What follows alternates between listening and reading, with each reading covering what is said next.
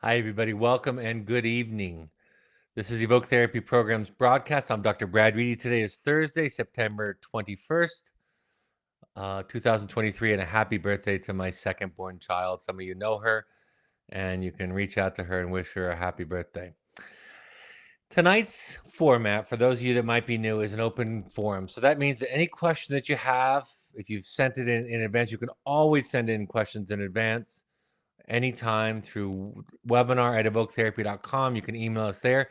If you're attending live, you can submit a question at any point during the broadcast. Livy, who is helping me broadcast this evening and moderating for me this evening, she'll pass on the questions to me in the order that they're received.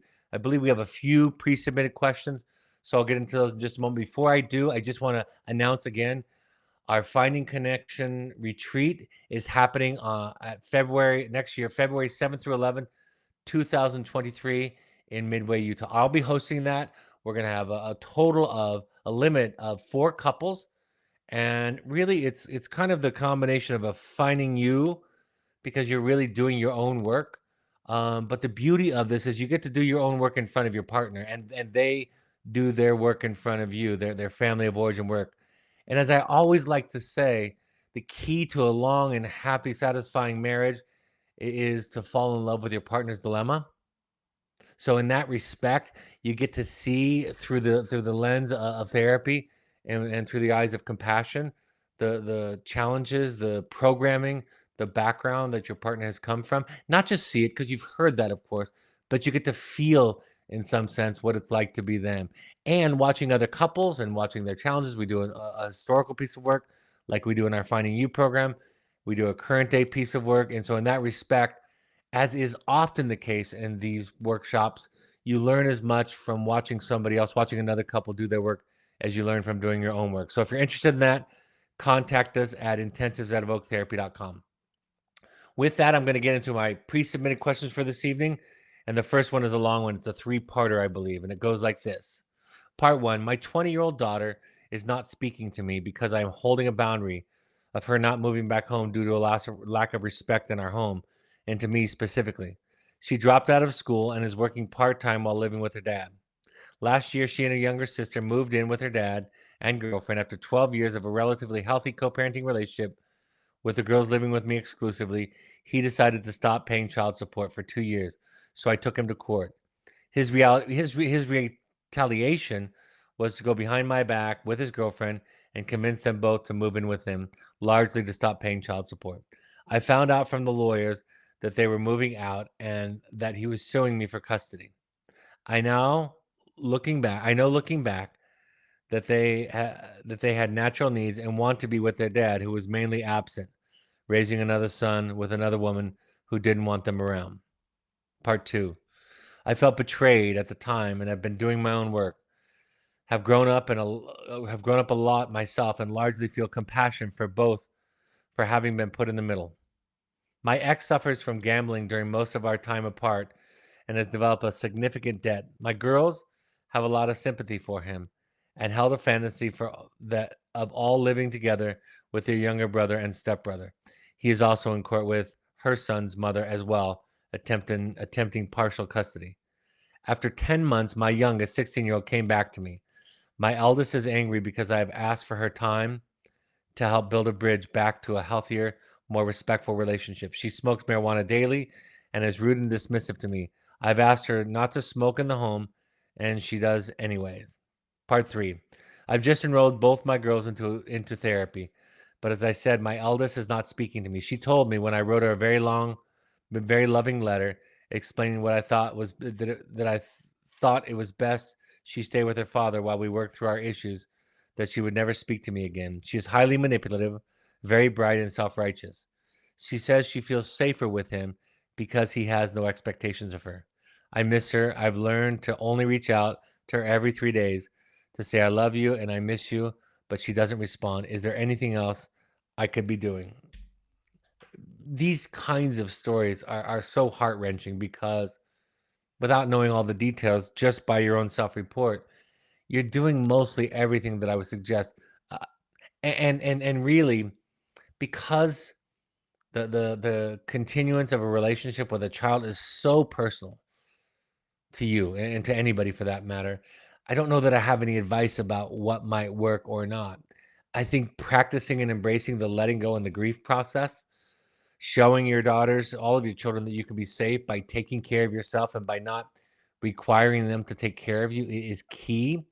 My question comes up, the reaching out to her every 3 days without a response might feel like you're expecting something in return. Even if you say in your texts that I don't need anything back, my own instinct tells me that that might be too often for her not to feel that. So so again, I can't advise you to reach out less often, especially when the stakes are so personal and so high. But that's just how my instinct. That's how I kind of react to that process of you reaching out. Most importantly, like I talked about on the broadcast the other night, it's most important that you play the long game.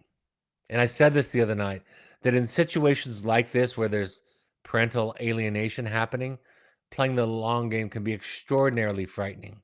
And that's why it's critical that you make sure that you're attending to your own self care. Remember, therapy is not just about healing, but it's also about maintaining. It's also about having a place where you can go where your needs are attended to and put at the forefront so that you're not grasping for everybody else to take care of you. And I suspect, again, that you're doing that from the story that you've told. You're very supportive, very engaged, and have a very positive relationship with therapy. So that's the only thing that the contact is the only thing that I question, but please, please, please, and this goes for all of you listening or watching. It's not about me giving advice and saying the right thing to do because there's an element of that feels manipulative also. Not only is it personal to you, and ultimately you have to be responsible for the decision that you make, and I can't take it on, and you don't want to abdicate your responsibility to somebody else. But above all of that, I think it's just critically important that you have somebody that can take care of you, that can be there for you, so that you're not grasping for them to take care of you in this process. So playing the long game, being the safe person, being in the relationship with your child essentially self-sufficient. Now, I'm not talking about self-sufficiency without peers and without a therapist or mentors or close friends that you trust. That's a part of a healthy, full life. But as I've explained many times, the child and parent relationship is the one relationship where it's not all equal, where the amount of energy that they can in a healthy way put into supporting you, it comes at a great cost to their own development. They're inclined, the child is, because of the position that they occupy, they're inclined to give up important aspects of themselves in order to secure the relationship with you, or in this case, maybe it's even with their father, which I think you're suspicious of when you talk about her feeling or them feeling sorry for him. So you've seen it in that relationship. So you have to embody the opposite of that. You have to embody that you're okay, that you're busy, that your life has meaning, that you're finding fulfillment that isn't reliant on them showing up in a certain way. Now, of course, as I've mentioned and always mentioned, I have 4 children, that when your children are suffering, when your children are in pain, you're going to feel that as a parent. It's inhuman to not feel some of that pain, that empathic misery, as I like to call it. And at a fundamental level, at the same time, on a deep level, it is your responsibility to maintain your own serenity in life, your own peace of mind, your own meaning and purpose in life. And anything that in that arena of life where we make our child's how they show up, to how they support us, how they feel about us, how they think about us, how they respond to us, how they're feeling and doing themselves. If our serenity, our peace of mind, our meaning is contingent upon that, just think about it logically. You're essentially saying, on top of whatever mental health issues you might be struggling with, you're also hurting the person that loves you the most. And that idea causes the child intrinsically, unconsciously, a great deal of pain and shame. So it's a nuanced issue. It's a paradox in some way, as is so many as are so many mental health issues. There's lots of paradox. In some ways, being able to hold paradox, to hold the the middle path, the gray in our lives, is a sign of our mental health. So, although it's a paradox, yes, you're going to feel it. You can't not feel pain.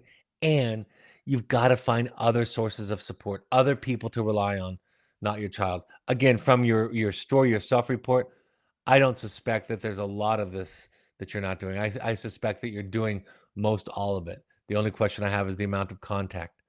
And when you do contact, I would recommend that you lighten the intensity of the message, sending the message that I love you each time. It starts to feel like an ask. And I know that sounds strange, but it can feel like an ask to the child. But reaching out and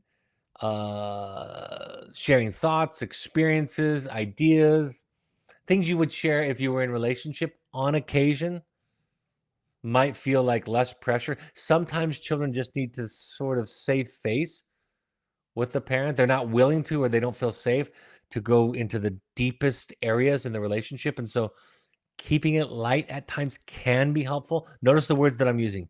It can be helpful. We have to be really careful in parenting not to attribute cause and effect relationship. Because then what people are just asking me to do is, how can I better manipulate my child? So each thing that you send out to the child ideally has very few strings attached with it. I'm not talking about boundaries, but an emotional ask back. In family systems theory, they talk about the idea of a gift versus a contract. Neither one is better or worse than the other. Gifts are a part of relationships.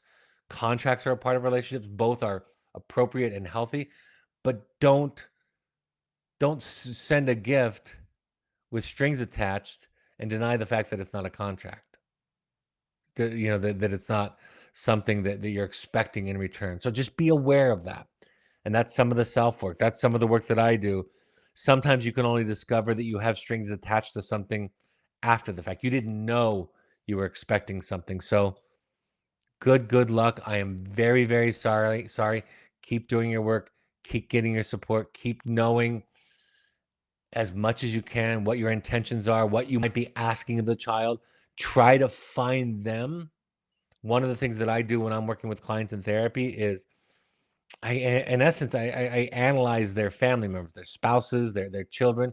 And part of the reason that I'm doing that, not to pick on the spouse or the child, but I want the parent to know that the way that the other person is reacting is not necessarily about them, that they have their own issues, their own mental health challenges.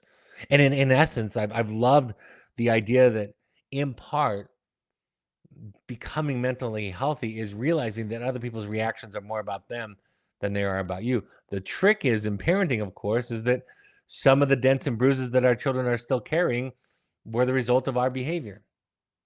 And that presents a greater challenge of letting go. Sometimes I like the thought experiment. This will sound strange at first. It's going to sound weird at first and harsh at first. But follow me till the end of it. I like the thought experiment of saying to parents of teenagers or young adults, later in teens, saying, essentially, you've already done all the damage that you're going to do. In child development circles, we think of the critical years as pre-adolescent in terms of somebody's development. And so if you can accept the fact that you've already done all the damage, and that's the part that sounds strange, you can kind of let go and just show up and love them and be with them. And know that the only thing you really can do at this point in life is repair. Sometimes children need distance. I've been thinking about this a lot lately. In adolescence, which is in terms of the brain, we think of the adolescent brain from 13 to 25-ish, right around there. And in terms of the adolescent brain, the adolescent portion of development, the task is to find yourself, right? To individuate. And I think for a lot of us, that's tricky waters to navigate. Where do I let go? Where's too much parenting? Where is not enough parenting? Having said that, I do believe it is my experience and my observation that some of the challenges that parents experience in parenting adolescents is they're struggling with this transition into an individuated state, a differentiated state with their children. And so I've said this before. I have one adolescent left. Well, two because I have a young adult who's not quite 25. Um, but I have one adolescent living with me at home. And part of what I've realized is that her need is to be away from me. Now, that doesn't mean that she has carte blanche to do anything she wants, anywhere she wants, anytime she wants, but it informs me in such a way that I give space. That when I pick her up from school or I drive her to school in the morning, which I do every morning that I'm home, I realize that she doesn't need to talk. I might want to talk. I might want to feel quote unquote close to her. But remember, feeling close to somebody who doesn't want to talk to you means allowing them to not have to talk. Closeness isn't dictated by the terms of what we need. It's a negotiation between what two people need. And when you're the parent in an equation, fundamentally, you're supposed to take care of your needs fundamentally, and the child is reliant on you attending to and supporting their needs. And when it gets reversed, when the child becomes responsible for taking care of us at a fundamental level, that's when, as I mentioned several minutes ago, things go awry. So allowing her to spend time in her room, allowing her not to talk after school or before school, realizing that it's natural for her to want to spend time away, finding a balance, but letting that inform me is really, really important. And that's why I'm such a fan of children going away for school or gap year when they graduate from high school, getting away. They need to get away from us to find themselves. And I love this idea, this quote that I read not too long ago that says, in large part, health in families can be defined by the allowance that people have to leave, to go away from us freely, without guilt or shame, and to come back as a larger person. As I've said with my children, if my children need to be away from me, my adult children need to be away from me to feel safer or better, I support them 100 times out of 100 in doing that. Of course, my 15-year-old is in a different situation because my wife and I are the ones who support her, and her going away, moving away is not going to happen at this point. So those are a lot of my thoughts, and I rambled a little bit, but I did because so much of what you said in your own question, your own self-report, you were already doing all the healthy things that I would imagine. And I'm sorry for your loss of missing her. And she can come around. It's a long book, and you're not in the last chapter of it.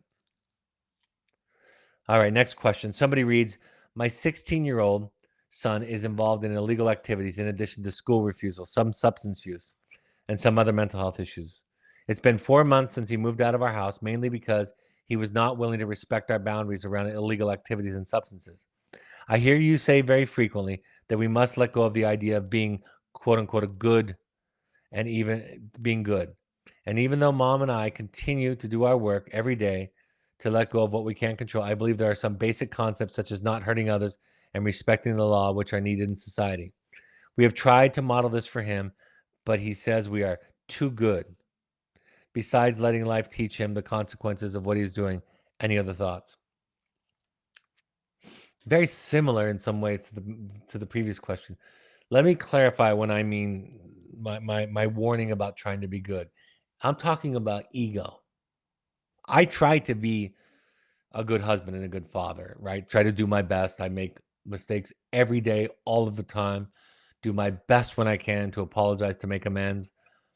But I try to do the best that I can. I love the adage from the folks that talk about dialectical behavioral therapy. I love the adage that at any given point, we're all doing the best we can and we can do better at the exact same moment. And I experience that as true for myself in this process. Having said that, that's different than the ego of being good. I need to be seen as good. I need to be thought of as good. I need to be deemed good by somebody, by myself, by the world, by somebody's standards. And that's what I mean by being good. So it's willing to be wrong. It's being mature enough, being adult enough to be the first one to apologize, to find ways to say to the child, I made a mistake and I hurt, especially in those instances when you feel like you're right. I was teaching some of this to my daughter some years ago, and she was in full-time coursework with her PhD in clinical psychology. And she said, Dad, one of her professors explained that If you give the right interpretation at the wrong time, it essentially is the wrong interpretation. And that's kind of what I mean by being wrong, by being bad. Mental health is more defined by our willingness to be wrong and bad than our willingness to be good. If we need to be quote unquote good, then people that are mad at us are obviously mistaken. People that are hurt by us simply don't know the intentions of our heart.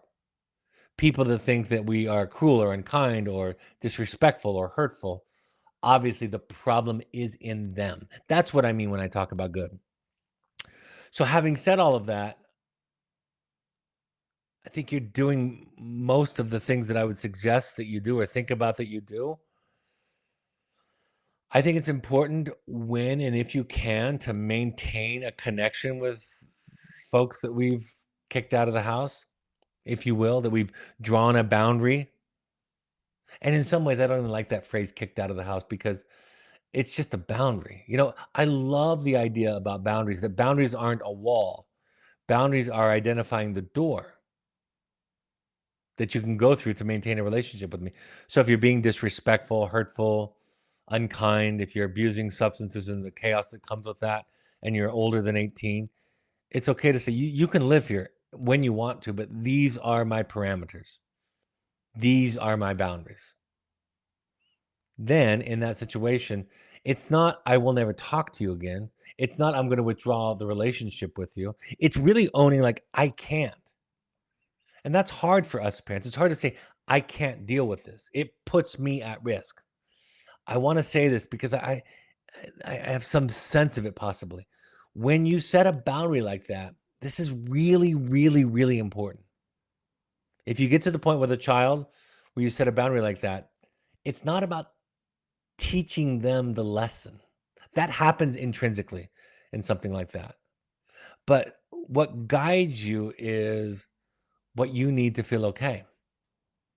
People in recovery from codependency do not set boundaries to change anybody else or to teach people lessons. They set boundaries essentially to take care of their own serenity, their own space.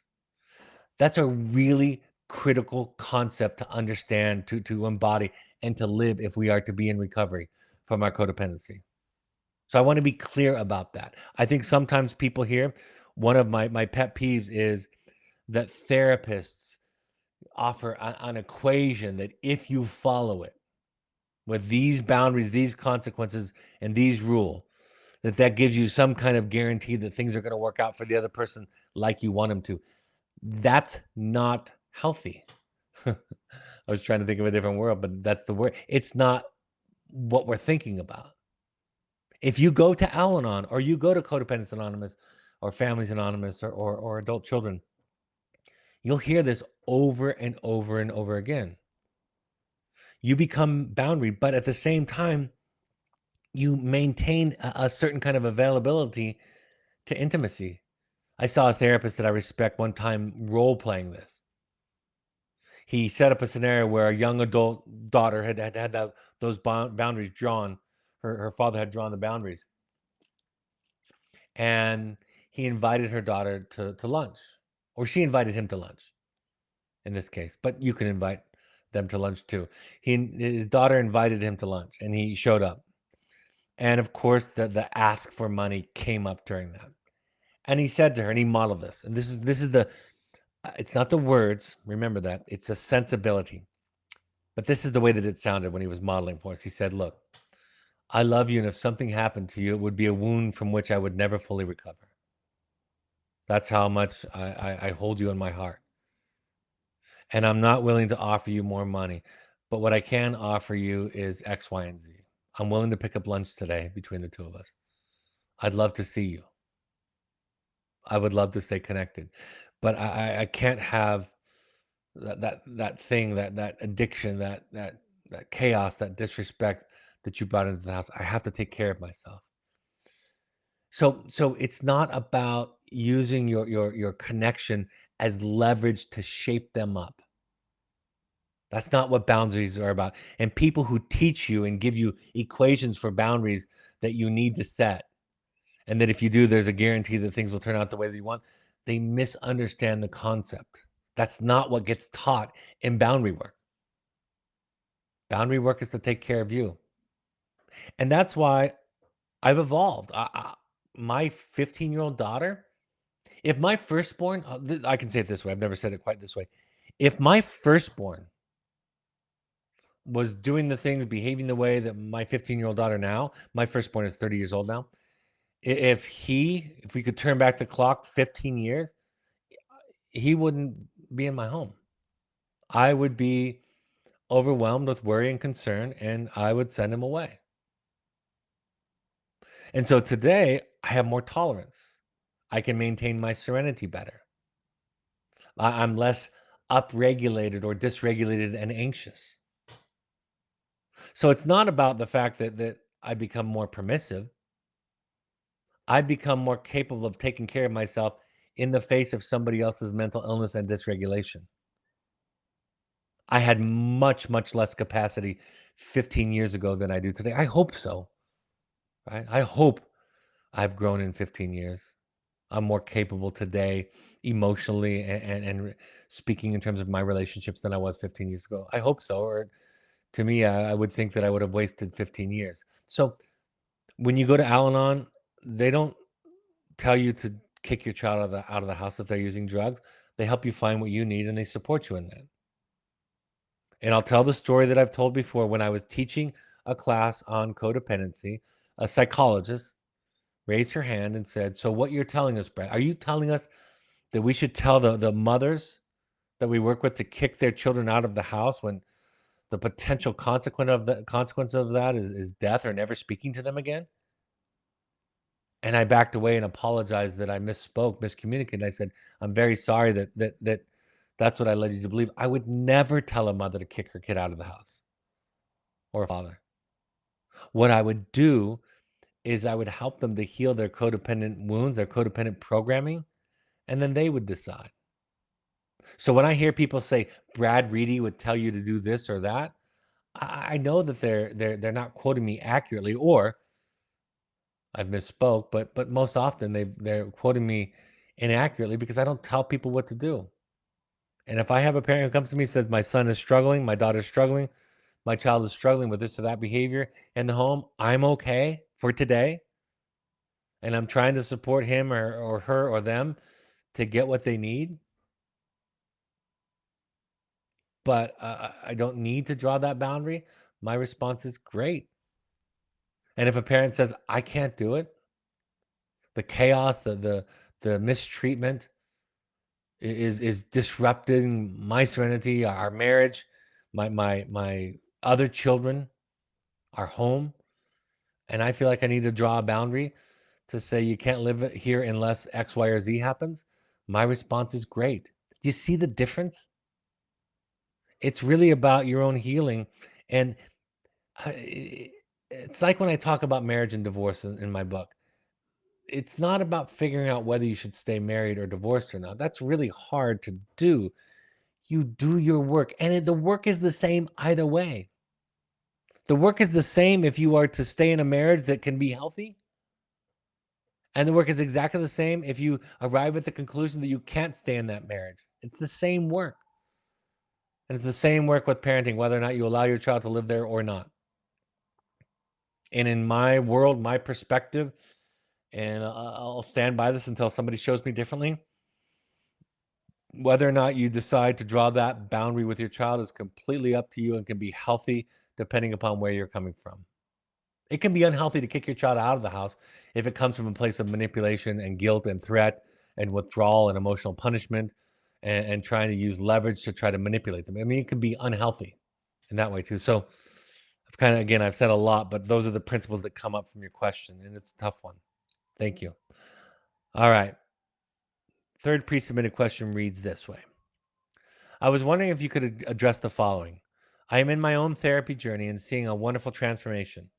Although we are also in couples therapy, my husband does not want to do his own work right now and feels that his own journey is at the expense of working on our relationship. He feels that therapy is making things worse. One of my issues is that I have shut him out of our world because I don't feel safe to share, and this has been going on for many years. He doesn't understand how my own work will tremendously impact a marriage. He doesn't want to continue the couple's work. I don't know what else to do. Can you discuss the dynamic of couples work, individual work, and the intersection? If I recall correctly, you and your wife were separated for a time. We have 7 young children. That's not really an option for us. Would love any and all thoughts. Great, difficult question. For me, individual work is the foundation, right? It's making yourself available to marriage. Marriage therapy is more advanced. It's less satisfying as a participant, I'll tell you that. Like I've said many times, marriage therapy between 2 people is at best only going to satisfy you and your needs 50% of the time. The other 50% of the time, you're going to feel somewhere between neutral and abandoned by the therapist because they are attending to your partner's, to your spouse's needs at the time. So in that respect, I, I think the root of the issue, the root of the problem, and the root of the solution is in your own work. And I'll give you this anecdote, this hypothetical thought experiment to illustrate an important point. When people come to the Finding You intensive, the individual intensive that we host, the first level of takeaway, if you will, is often, oh my gosh, I want my spouse to see this, or my young adult child should come, or I'd love for my mother to come. And I always tease and say that's a great business model because it keeps clients coming our way. But I think a more profound takeaway can be a more profound takeaway can be when somebody walks away coming because of their husband, because of their child, because of their father or mother, parent, sibling, whatever it is. When they come and they leave and they say, you know what? I'm going to go home and apologize. I'm going to apologize to the identified patient. Even though they're the identified patient, they're the ones with the overt symptoms. Now, that's not always appropriate, and I don't assign that. But when I hear that, I think that's a deep level of work. I was just talking, my wife and I were having a discussion recently about this idea that we have to consider our contribution to the other person's behavior that we're complaining about. If my spouse isn't talking about their emotions, I need to work on being more safe. And if my spouse isn't listening, I can focus on how safe I am when I'm talking, how I'm expressing myself. And that's not universal. It doesn't mean you can't hold people accountable in your life, but in systems, my therapist said this some years ago, the heroic consideration from a parent is, I wonder if I have some part in this. The heroic consideration in a marriage is, I wonder what my part in this is. The fact that it's getting worse is not surprising. I think ultimately, if you walk down different paths, the distance is going to be increased, but so is the compassion and the non-judgment and the patience. But so are the clarity, is the clarity and the boundaries and what you'll allow and not allow. So the fact that it gets worse is not surprising. Therapy, and even in an individual sense, gets worse before it gets better. If we are to be enlightened, which is largely, enlightenment is largely unlearning. It's not learning new things, it's unlearning old things. Most people agree with that. If we are to become more enlightened, and it's a continuum, of course, if we are to become more enlightened, there's going to be a stage of darkness, of fear, of chaos, of having lost our bearings and not knowing where we are. That, in essence, is what a midlife crisis is. So I'm not opposed to couples therapy. I perform it at times, obviously. But the foundation and the principal work, the beginning work, is individual. And I go to individual therapy on a weekly basis. The last time I went to couples therapy was right before the pandemic. It was my invitation, my ask that my wife come, that I talk about some things with her that were really troubling me. But she came, and We did it, and it was wonderful. It was beautiful. And then we went back to our respective individual therapists after that and have been going. So I suppose my bias is that the problems in my life are essentially mine. But the beauty of that is the solutions are also mine. And that doesn't mean that if somebody's being unhealthy towards me, that that's not an issue. It's an issue. But how I learn to deal with that, how I learn to cope with that, how I set my boundaries, how I communicate, and ultimately how I decide to relate to that person, that's my responsibility. Remember the adage I shared the other night? It's not my job to make my wife happy. And I thought it was getting married. Believe me, I have been conditioned like most people to believe that a spouse's job is to make their spouse happy. It is not my job to make my wife happy. That's her job. But conversely, it's not her job to make me happy. It's my job. And I think that's the fundamental concept in all of this that speaks to this idea that individual therapy becomes the foundation. And that once that foundation has some work, then building a bridge between the two individuals can happen in couples therapy.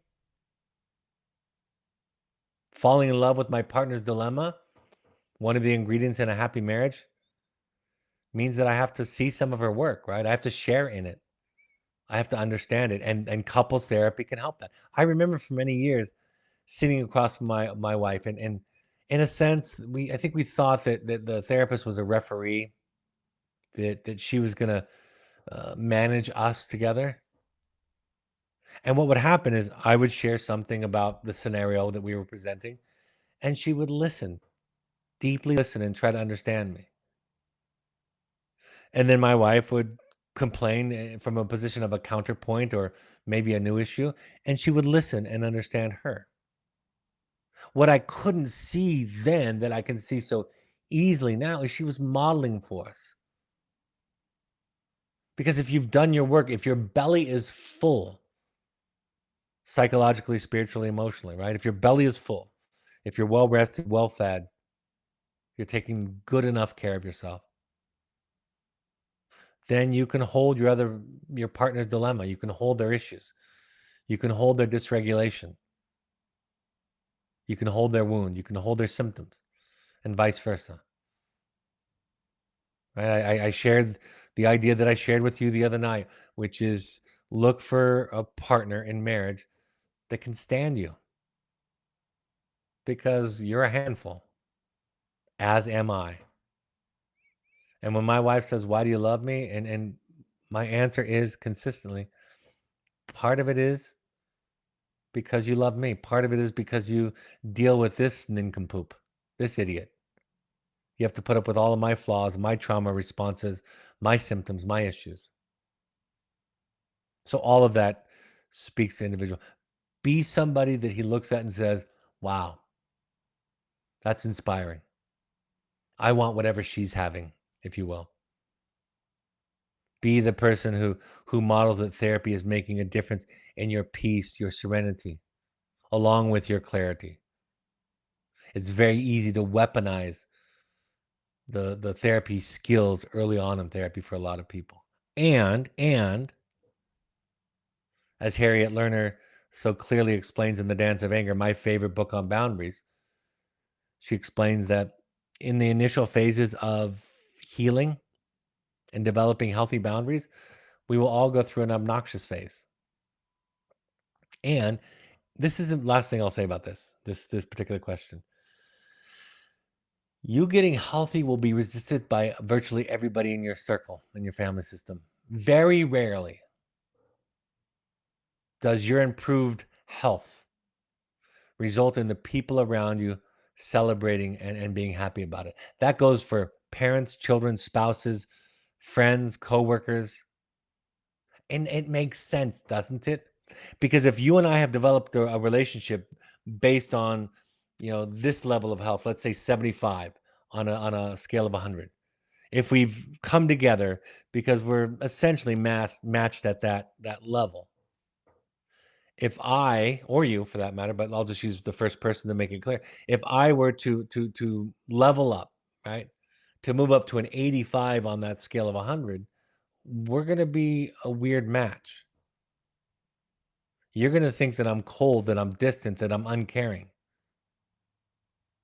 And I'm not going to be that interested in explaining myself to you and defending myself.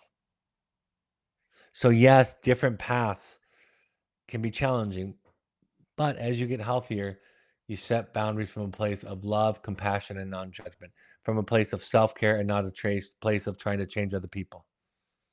And hopefully, that underlying compassion, non judgment, and love gets its way through, finds its way through the boundaries in the communication. Sometimes it can't. Sometimes, even if it does, it won't be recognized. And remember, if your children get healthier, it's going to feel not healthy sometimes to you.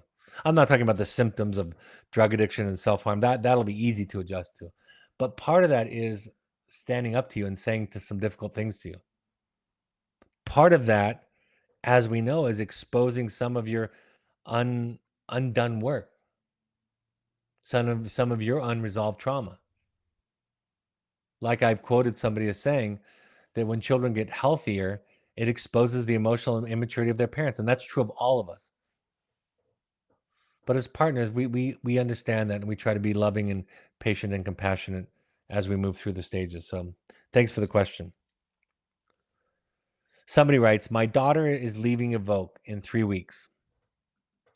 We spoke to our consultant today, and she is suggesting a therapeutic boarding school, which was a punch in the stomach to my wife and I. We're having a hard time dealing with the suggestion. We're having a really hard time with our child being away from home for another 10 plus months. How can we better deal with this news?" Gosh, that is so, so, so hard. Talk to other people who have been through it. Length of stay, it's hard to substitute any variable in treatment for length of stay. And the goal is not for the child to become perfect. Part of the time is for you to heal. It's such a personal decision. Talk to other parents. I think it's almost more important to talk to other parents than it is to listen to me in the role as a clinician. Even though I'm a parent, and even though I've been through this and gone through this exact situation, it's really important that you talk to people that can understand. That you hear stories of successes and failures, of people who didn't follow the recommendations and people who did. Take some time. Take some time. There's a grief in this process. And at the end of the day, you get to decide. At the end of the day, you get to decide. And when I recommend, I tend to recommend conservatively. When I'm recommending what's next for children and families, the reason I recommend conservatively is because I think we all imagine and fantasize that we're farther along than we think. One of the great secrets of the universe, I said it the other night, you're worse than you think. So am I, right? We don't have complete self-knowledge. And so part of it is your work and time and maturity. Talk to other people that have been through it and have tried it both ways. And ultimately, it's your decision to make. You can't outsource the decision to somebody else. You can listen to the people that you trust and respect, give you advice and counsel on the issue, but you have to make the decision. Those are my thoughts. It's really hard. It was hard. It was hard for me too. Somebody writes, should I tell kids about dad's infidelities for almost 2 years?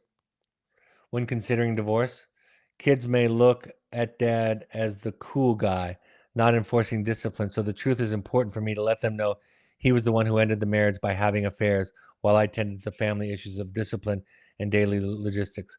I would make them understand that the parent just didn't give up easily, but that it was more understandable. My simple answer is I would not tell a child about my spouse's infidelities and the fact that they're responsible for the divorce. I understand the urge, and it's especially painful and salt in the wound when you look like the one who gave up because you're the one drawing the boundary. But the child will see it at an unconscious level of you trying to be the good one, not the bad one. Remember, As my daughter Emma, whose birthday it is today, said, the greatest love that a parent can show is the willingness to be cast as the villain in the child's story. This is about who's the bad guy and who's the good guy, and that's an ego thing, which I understand. I've been there. I've felt that during a divorce. But play the long game. Take care of yourself. Manage your own ego. Let them be mad at you. I mean, that's the greatest thing you could do for your child is let them be mad at you without all the facts. Let them be angry. Let them be sad. I think children will sense pretty easily if they get told by you about the infidelities, they'll feel what's going on. They won't think like you're thinking they'll think. They won't think, oh, it's not mom's fault, it's dad's. They might get mad at him and punish him and alienate him, but they also need him. And if he figures his stuff out, it's good for him to be in their life. So find other sources of support. Find other people to tell. I know you don't know me, and I don't even know who wrote this, but I'm glad you're telling me here now because I understand what that feels like to be on that side of an equation. I do. But that's not your children's business. That's not for them to be presented the facts in the debate about who's the good parent and who's the bad parent. Show up, do your work, be the mature one, be the adult. Let them be mad at you, and maybe later, maybe years later, things will come to light, or they'll realize who's the safe one because based on the fact that he's doing that, they'll figure out who he is. They know who he is at an unconscious level.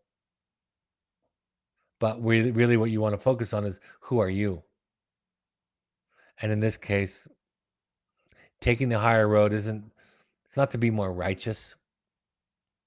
It's to be more of a parent, more of an adult parent to them. To be willing to bear the burden of their hurt, their anger, their blame, their whatever. It's tough, tough, tough one. And you're gonna leak. You're gonna say things. People say things. It's okay that you make mistakes. Somebody writes, I wonder if it should be a model for daughters to not stand for bad behavior of a spouse. They'll figure it out better by what I'm suggesting.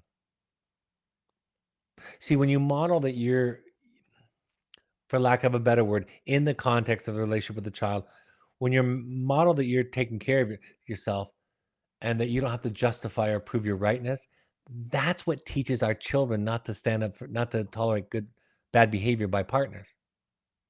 When people learn in a family that it's okay to make decisions and feel what they feel without having to justify it, because that's kind of what you're doing. You're justifying it.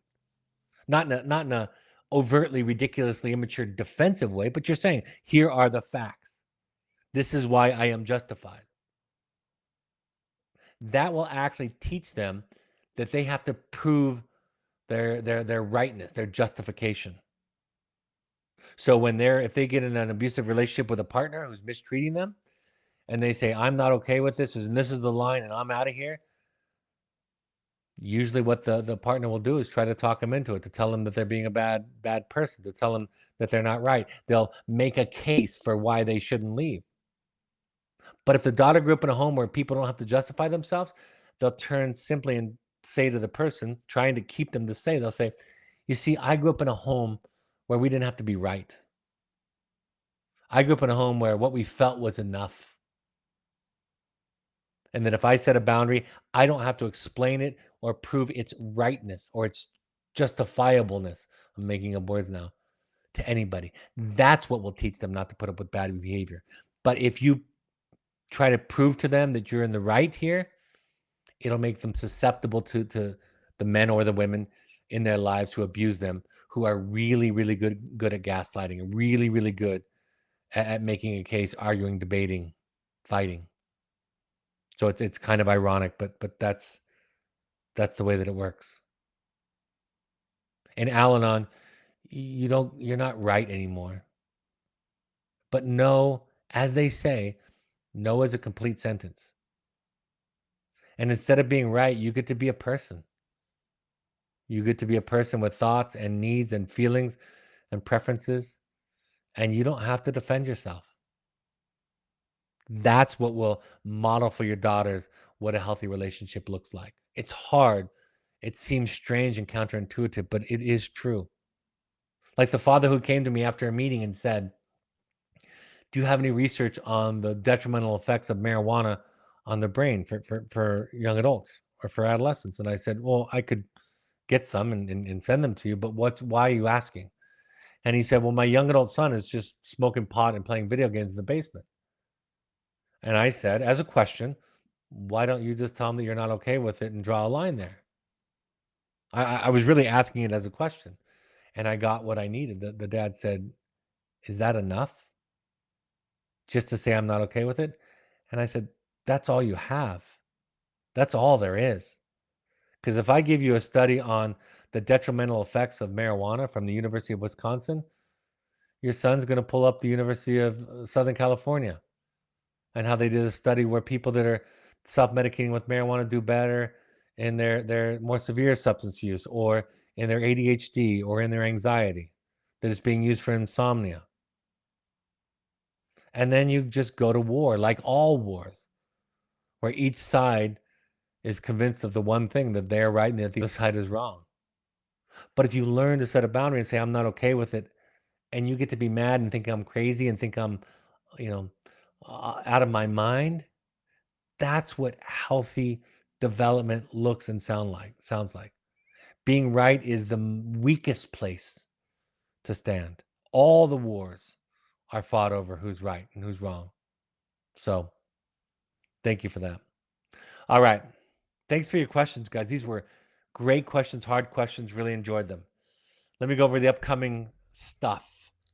My two books, The Journey of the Heroic Parent and The Audacity of You, are available on Amazon and Audible. Check those out. If you want to do a deep dive into your own work, Finding You is our offering. I cannot think of a better way to invest in your child's welfare, in your family's welfare, in your marriage, and of course, in yourself. October 18th is the next available offering in person. We also have an online offering in November. November 10th through 12th is our next offering. We'll add more dates soon. If you at all feel skeptical of that recommendation, go to somebody else's intensive, go to Onsite, go to the House at Ocala, go to the Meadows Survivor Program, go to Breakthrough at Renaissance in Pennsylvania. Go somewhere else where they're looking at your past, your conditioning, your upbringing, your previous contexts, and bringing that up so that you can heal it and look at it and understand how it's affecting you today. We know that the greatest contribution that a parent can make to a child, to a marriage, or to a child's development is having a sense of healthy attachment. I wrote today that if we don't get seen by somebody early in our life, consist consistently, we'll spend our life trying to be seen by everybody. And if that doesn't happen in childhood, then you find it in therapy or in a support group somewhere else. If you get seen by somebody, truly seen, the good and the bad and everything in between, you don't need to be seen by everybody. So that's what this work is about. Finding You is our offering, but if you have any skepticism, go to one of the other ones and don't hesitate. We have a Returning to You, which is the sequel, March 6th through 10th is the next available spot for that. The October one is full, has been for a while. The Finding Connection workshop for couples. This is just for couples who want to do their work together. I'll be hosting that February 7th through 11th will be that offering. If you want to do a custom Finding Connection for a couple or co-parents, you can go to intensives. You can email us at intensives@evoketherapy.com. We also have custom family intensives. I'm going to be hosting a conscious parenting seminar next Friday, September 29th from 9:30 a.m. to 4:30 p.m. Mountain Time with 1 hour for lunch. It's a smaller group, so it's not just lecturing, but dialogue, discussion, bringing the kind of cases that you have today, and then being able to have a conversation with me about it. That's what we're trying to accomplish, along with all of the insight around attachment theory and child development. Email intensives@evoketherapy.com to find out more about that. We have support groups for current alumni families. The next offering is September 28th at 7 p.m. Mountain Time. And so if you want to go to that, September 28th, 7 p.m. Mountain Time is the next offering. September 26th, we have one meeting per month for alumni only, alumni parents only. September 26th at 6:30 p.m. Mountain Time is the next offering. And then we have a monthly support group for our intensives alumni. October 10th at 6 p.m. Mountain Time. Mountain Time, contact evoketherapy.com/family-involvement to find out more. If you want to do a family trek, a multi-day experience in the field with your child to have the same kind of a immersive experience in the therapeutic realm, the family trek, our family trek is that offering. You can do that mid-program, end of program, before they come home. You can even do that if your child isn't at Evoke. This is typically 3 to 4 days, 2 to 3 nights long. It's separate from our main program, our main wilderness program. To find out more, contact admissions@evoketherapy.com. If you want a coach, somebody that can help you in your own work as a couple, as a co-parent, families, individuals, we have coaches that are available, more than 40 to choose from. We can match them up with you. Contact coaching@evoketherapy.com for more. We ask all current parents to try at least 6 of the following 12-step support groups. Any combination of Al-Anon.org, CODA.org, FamiliesAnonymous.org, or AdultChildren.org. You can also try RefugeRecovery.org. That's a Buddhist-inspired recovery program, less of an emphasis on a higher power, if that's a sticking point for you. And of course, the National Alliance on Mental Illness, NAMI.org, has free classes and resources in local communities. Check them out. All these broadcasts are available on your favorite podcast app or Spotify. Just search on the podcast app, Finding You, an Evoke Therapy podcast. Like and follow us there, and you'll be alerted when there's a new episode that has been dropped. You can also go to soundcloud.com on your computer and listen there by searching Finding You there. You can watch the rebroadcast of these on Evoke's YouTube channel. Just go to our channel, and again, you'll get notification, and they usually come up about a day after we broadcast these. You can find Evoke Therapy programs and me, Dr. Brad Reedy, on Twitter, Threads, and Instagram using the handles @EvokeTherapy and @Dr. Brad Reedy, respectively. You can find Evoke Therapy Intensives on Instagram using the handle @Evoke Therapy Intensives. And on Facebook, you can find us by searching Evoke Therapy Programs or Evoke Therapy Intensives. Always check out our new blog for new content. If you want to give back for people that can't afford therapy, the 3 charitable partners that we collaborate with and that we donate to include ChooseMentalHealth.org, Sky'sTheLimitFund.org, and EvokeFamilyFoundation.org. Check them out. You can earmark your tax deductible donations for a specific program or a specific issue or profile if that's where your heart is. All right, folks. My next broadcast will be next week, September 26th. I'm going to be talking about home agreements and behavioral contracts. I love this topic because I have some counterintuitive things to talk about, some non-mainstream, some uncommon sense to talk about when it comes to home agreements and behavioral contracts. I've been working on that as of late. All right, thanks for joining me. I hope this is a helpful point of contact for you, and for and in behalf of the people that you love and the people that love you, thanks for showing up here and being willing to do your work. Have a great evening, and I'll talk to you next time. Bye-bye.